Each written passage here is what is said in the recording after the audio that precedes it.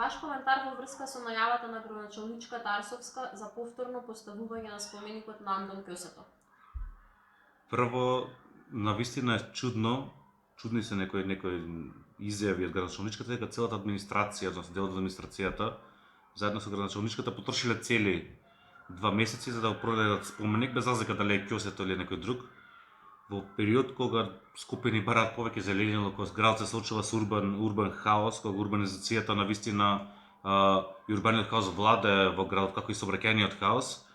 градоначалничката даде една чудна изјава со тоа што вели дека 2 месеци целата администрација или дел од администрацијата, или не појасни точно, барала споменик и го нашле споменикот.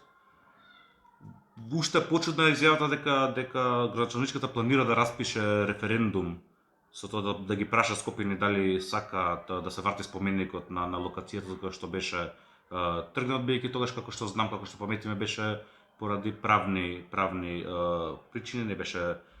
беше со документи, се не беше како што треба ставен на потребната локација.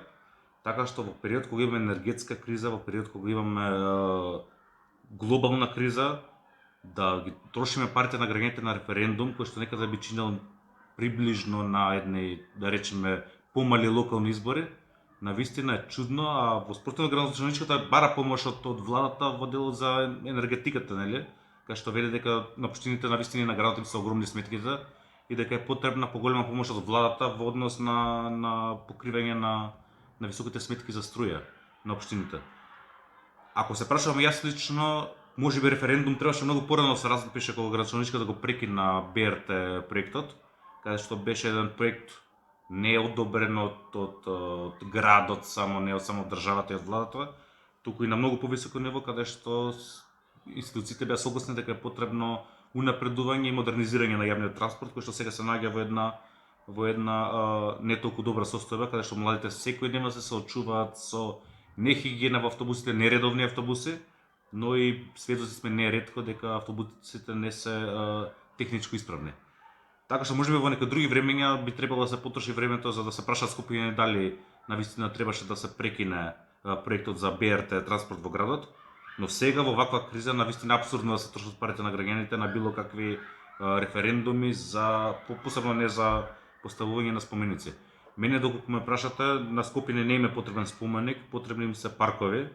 зелени површини кои што гледаме секојдневно се уништуваат, а на нивно место никнуваат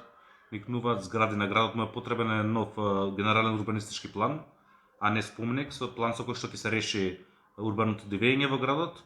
И на градот му се потребни велосипедски патеки и велосипедска инфраструктура, каде што граѓаните можат и младите луѓе, но и сите граѓани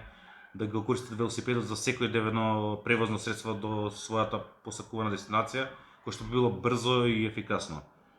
Граѓаните може би посакуваат и бесплатен јавен транспорт, како што беше најавено во кампањата на градоначалничката, но сега тоа нели останува на работата на градот. Директно да одговорам, мислам дека сега не е време ни место за најмалце за референдум, а посебно не за враќањето на споменикот, бејќи може комотно и на сите тие локации кај што се планирани споменици да се стават нови зелени површини на кои што Скопјани би биле повеќе задоволни.